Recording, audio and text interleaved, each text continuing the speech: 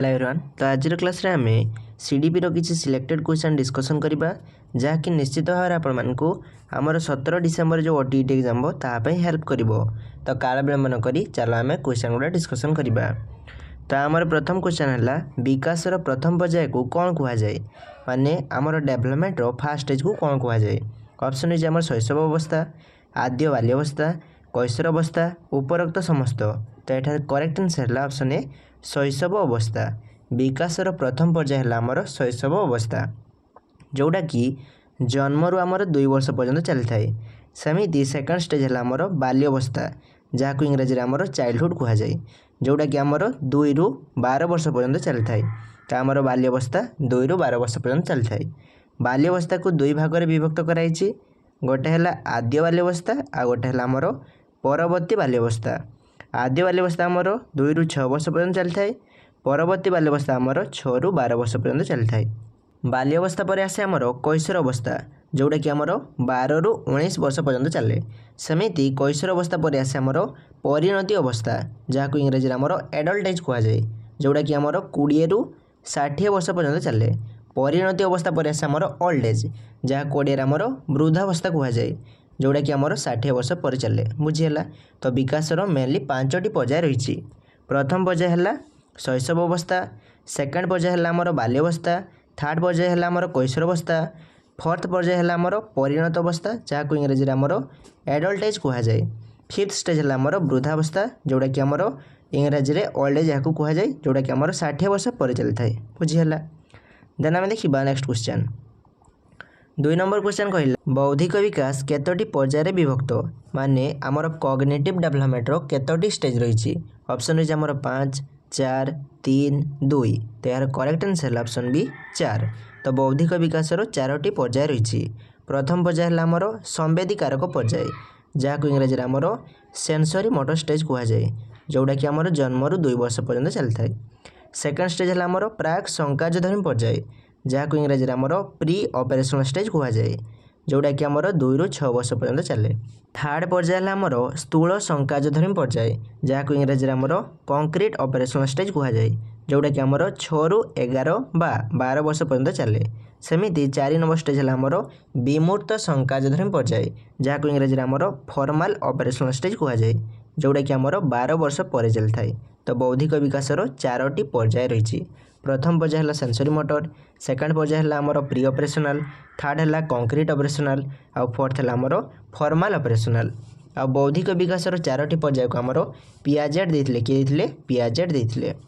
Then आम देखा next question. तो आमर 3 नंबर क्वेश्चन कहला 5 वर्ष बेलू शिशुर हाराहारी उच्चता डेढ़ सेमी। ऑप्शन इज आमर 120, 118, 128, 112। तो यार करेक्ट आंसर है ऑप्शन डी 112। 5 वर्ष बेलू शिशुर हाराहारी उच्चता 112 सेंटीमीटर हो जाए। देन आम देखा नेक्स्ट क्वेश्चन। वस्तुर वर्गीकरण करने शिशुर क्यों अवस्था संभव होता है, माने क्यों अवस्था गोटे पिला आमर वर्गीकरण माने क्लासिफिकेशन करें। ऑप्शन इज आमर शैशव अवस्था, आद्य बाल्यावस्था, परवर्ती बाल्यावस्था, कैशोर अवस्था। तो यार करेक्ट आंसर है ऑप्शन सी परवर्ती बाल्यावस्था। तो गोटे पिला परवर्ती बाल्यावस्था, जहाँ को इंग्रजी आमर लेटर चाइल्डहुड कह जाए, से लेटर चाइल्डहुड रे गोटे पिला आमर वर्गीकरण माने क्लासिफिकेशन करें। आ पियाजेट अनुसार ये परवर्ती बाल्यावस्था है आमर कंक्रीट ऑपरेशनल स्टेज। कौन कंक्रीट ऑपरेशनल स्टेज, जहाँ कोडिया आमर स्थूल संकार्यधर्मी पर्याय कह जाए, जोटा कि आमर 6 रु 12 वर्ष पर्यंत चली थाए। बुझीगला। देन आम देखा नेक्स्ट क्वेश्चन। तो 5 नंबर क्वेश्चन कहला बौद्धिक विकास विषय रे क्यों मनोविज्ञानी गवेषणा करथिले, माने आमर कॉग्निटिव डेवलपमेंट विषय रे कौ साइकोलॉजिस्ट आमर गवेषणा करथिले। ऑप्शन इज आमर थ्रॉन्डाइक, स्किनर, भाइगोट्स्की, जॉन पियाजे। तो यार करेक्ट आंसर है ऑप्शन डी जीन पियाजे। तो आमर जीन पियाजे बौद्धिक विकास विषय रे आमर गवेषणा करथिले। आ तांको थ्योरी रो ना हला Piaget's theory of cognitive development. आ पियाजेट बौद्धिक विकासर 4टी स्टेज देथिले, 4टी पर्याय देथिले। आ से पर्याय हला प्रथम पर्याय हला आमर सेंसरी मोटर। कौन सेंसरी मोटर। सेकेंड पर्याय हला आमर प्री ऑपरेशनल, थर्ड पर्याय हला आमर कंक्रीट ऑपरेशनल, फोर्थ स्टेज हला आमर फॉर्माल ऑपरेशनल। सेंसरी मोटर आमर जन्मरू 2 वर्ष पर्यंत चले, प्री ऑपरेशनल आमर 2 रु 6 वर्ष पर्यंत चले, कंक्रीट ऑपरेशनल आमर 6 रु 11 बा 12 वर्ष पर्यंत चले, फॉर्मल ऑपरेशन आमर 12 वर्ष पर चले बुझीगला। देन आम देखा नेक्स्ट क्वेश्चन ता पूर्वर आम जो थ्रंडाइक थिले ए थ्रंडाइक आमर ट्रायल एंड एरर लर्निंग आमर देइथिले स्किनर आमर ऑपरेंट कंडीशनिंग देइथिले भाइगर्स्की आमर कौन कही भाइगर्स्की आमर कहले जे गोटे पिला आमर समाज रु शिखे तेणु भाइगर्स्की थ्योरी को आमर सोशियो कल्चरल थ्योरी कह जाए भाइगर्स्की थ्योरी को आमर सोशियो कल्चरल थ्योरी कह जाए बुझीगला।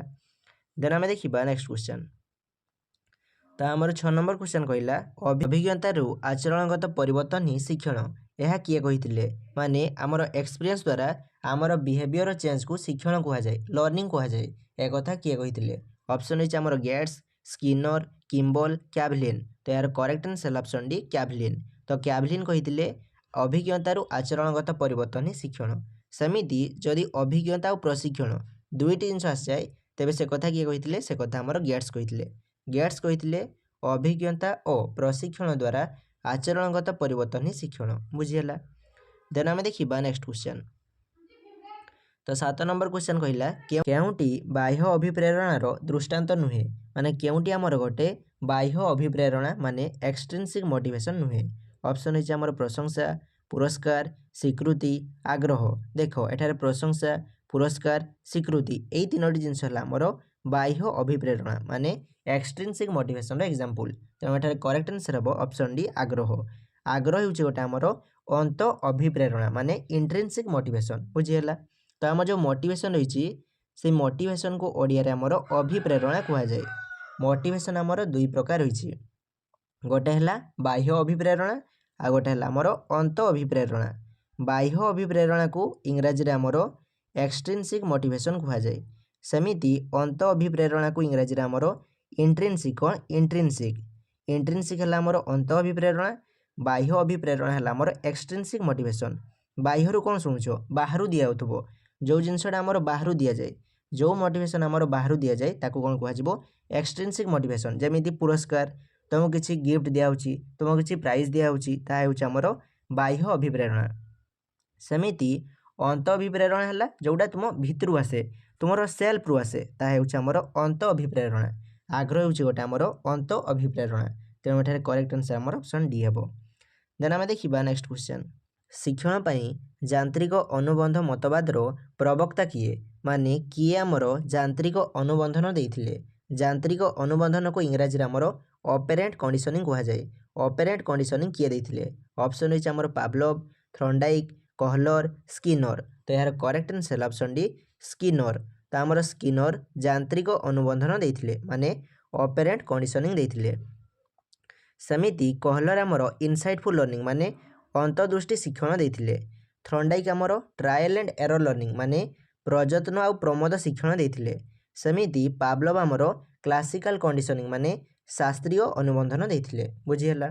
देन आम देखा नेक्स्ट क्वेश्चन तो आमर 9 नंबर क्वेश्चन कहला बीएड प्रवेशिका परीक्षा केउं प्रकार मूल्यांकन माने आमर बीएड एंट्रांस केउं प्रकार इवालुएशन अटे ऑप्शन होइछ आमर व्यवस्थान समाप्ति सूचक निदानात्मक गठनमूलक तो यार करेक्ट आंसर ऑप्शन ए व्यवस्थान बीएड प्रवेशिका परीक्षा आमर व्यवस्थान मूल्यांकन जहाँ इंग्राजी आमर प्लेसमेंट इवालुएशन कह जाए कौन कह जाए प्लेसमेंट इवालुएशन कह जाए जेते भी आमर एंट्रांस टेस्ट माने प्रवेशिका परीक्षा रही आमर प्लेसमेंट इवालुएशन सेमिति समाप्ति सूचक मूल्यांकन को इंग्राजी आमर समेटिव इवालुएशन कह जाए कौन कह जाए समेटिव इवालुएशन कह जाए यह आमर एंड ऑफ द ईयर माने वर्ष शेषक करा जाए सेमिति निदानात्मक मूल्यांकन को इंग्राजी आमर डायग्नोस्टिक टेस्ट कह जाए कौन कह जाए डायग्नोस्टिक टेस्ट कह जाए यह आमर पिलार एक्जाक्ट प्रॉब्लम को पिलार प्रकृत असुविधा को चिन्हट करने करा जाए सेमिति गठनमूलक मूल्यांकन को इंग्राजी आमर फॉर्मेटिव इवालुएशन कह जाए कौन कह जाए फॉर्मेटिव इवालुएशन कह जाए यह आमर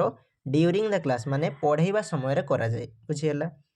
देन आम देखा नेक्स्ट क्वेश्चन शिशु उद्यान पद्धतिर प्रवर्तक किए माने किए आमर किंडरगार्टन मेथड देइथिले ऑप्शन होइछ आमर फ्रॉइबेल मॉन्टेसरी रूसो जॉन डुई तो यार करेक्ट आंसर ऑप्शन ए फ्रॉइबेल। तो शिशु उद्यान पद्धतिर प्रवर्तक है आमर फ्रॉइबेल सेमिति जॉन डुई कहते लर्निंग बाय डुईंग कौन लर्निंग बाय डुईंग पिला माने करिकि शिखिबे एक कथा किए कहते जॉन डुई कहते बुझीगला।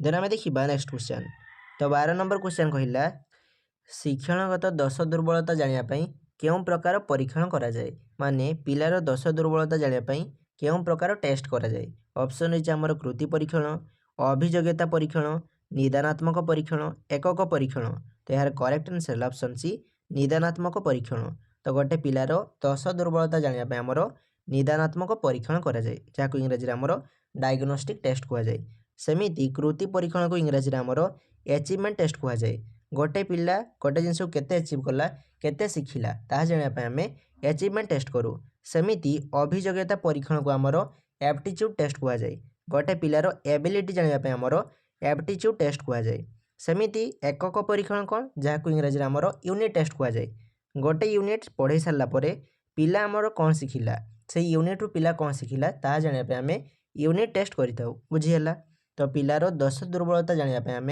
निदानात्मक परीक्षण माने डायग्नोस्टिक टेस्ट करिथाउ बुझीगला देन आम देखिबा नेक्स्ट क्वेश्चन ईर्षा और स्नेह आवेगदय केउं समय देखा देई थाए माने गोटे पिला पाखरे जेलेसी और लव एई दुईटी इमोशन केउं समय देखा देई थाए ऑप्शन रही आमर जन्म समय 3 मास बेले 6 मास बेले 12 मास बेले तो यार करेक्ट आंसर है ऑप्शन डी 12 मास बेले जेतेबेले गोटे पिला 12 मास रही जाए माने गोटे वर्ष रही जाए सेतेबेले पिला पाखरे आमर ईर्षा और स्नेह एई दुईटी आवेग आमर देखा जाए आ गोटे कथा मन रखिबो जे आम जो वाटसन थिले से वाटसन कहते गोटे पिला पाखरे जन्मरू 3टी आवेग थाए गोटे आवेग है फियर कौन फियर जहाँ ओडिया आमर भय कहुए सेमिति आ गोटे आवेग है आमर एंगर कौन एंगर एंगर मान है आमर क्रोध कौन क्रोध सेमिति 3 नंबर आवेग है आमर लव कौन लव जहाँ ओडिया आमर स्नेह कहुए वाटसन कहले गोटे पिला पाखरे जन्मरू यही 3टी आवेग थाए गोटे है फियर आ गोटे है एंगर आ गोटे है आमर लव जहाँ तुम मैंने FAL फल हिसाब से मन रखिपर F for fear A for anger L for love बुझीगला तो जन्मरू गोटे पिला पाखरे यही 3टी आवेग थाए देन आम देखा नेक्स्ट क्वेश्चन CWSN रो पूरा नाम कौन CWSN रो फुल फॉर्म कौन तो यार करेक्ट आंसर है चिल्ड्रेन विथ स्पेशल नीड्स यार करेक्ट आंसर है option B children with special need CWSN रो फुल फॉर्म है children with special needs then आम देखा नेक्स्ट क्वेश्चन 15 नंबर क्वेश्चन कहला दृष्टिबाधित पिलांक पई स्वतंत्र विद्यालय प्रथमे केउं मसीह स्थापित होइथिला माने ब्लाइंड पिलांक पई प्रथमे स्पेशल स्कूल केउं मसीह स्थापित होइथिला ऑप्शन है आमर 1884 1887 1984 1987 तो यार करेक्ट आंसर है ऑप्शन बी 1887 तो आमर 1887 मसीह दृष्टिबाधित पिलांक पई स्वतंत्र विद्यालय आमर स्थापन कराइथिला कौ जगार कराइथिला अमृतसर कराइथिला बुझीगला सेमिति 1884 मसीह आमर श्रवण बाधित पिलांक पई आमर बॉम्बे ठारे स्वतंत्र विद्यालय माने स्पेशल स्कूल आमर स्थापित कराइथिला तो आमर 1884 मसीह श्रवण बाधित पिलांक पई बॉम्बे ठारे स्वतंत्र विद्यालय स्थापन कराइथिला सेमिति 1887 मसीह आमर दृष्टिबाधित पिलांक पई अमृतसर ठारे स्वतंत्र विद्यालय स्थापन कराइथिला बुझीगला आ गोटे जिनिस मन रखिबो जे आम जो इनक्लूसिव एजुकेशन माने अंतर्निवेश शिक्षा रही से अंतर्निवेशी शिक्षार आमर सबू पिलांकु समान सुजोग दि जाए इनक्लूसिव एजुकेशन आमर सबू पिलांकु आमर साधारण पिला तांको सहित दिव्यांग पिलांकु आमर समान सुजोग दि जाए सबू पिलांकु आमर समान सुजोग दि जाए इनक्लूसिव एजुकेशन कहे एजुकेशन फॉर ऑल समस्तक पई शिक्षा सेथिरे आमर काहाकू भेदभाव करा जाए नहीं समस्तक आमर इंटीग्रेट करा जाए मिसा जाए बुझीगला आउ आमर इनक्लूसिव एजुकेशन कहे segregation is against the law माने आमर विभेदीकरण होउछि आईन विरोधी एक कथा किए कहे इनक्लूसिव एजुकेशन कहे जहाँ ओडिया आमर अंतर्निवेशी शिक्षा कहुए इनक्लूसिव एजुकेशन रे सबू पिला माने साधारण पिला प्लस दिव्यांग पिला मिसिकरी पाख स्कूल रे पाठ पढ़ती आमर इनक्लूसिव एजुकेशन रे दिव्यांग पिलांक पई आमर विशेष सुविधा कराई थाए बुझीगला तो यह होछि आमर इनक्लूसिव एजुकेशन तो आज क्लास रे आमे एतिके डिस्कशन करिबा जदि तुमर कोनोसी डाउट थिबो तेबे कमेंट सेक्शन जानइबो थैंक्स फॉर वाचिंग जय जगन्नाथ।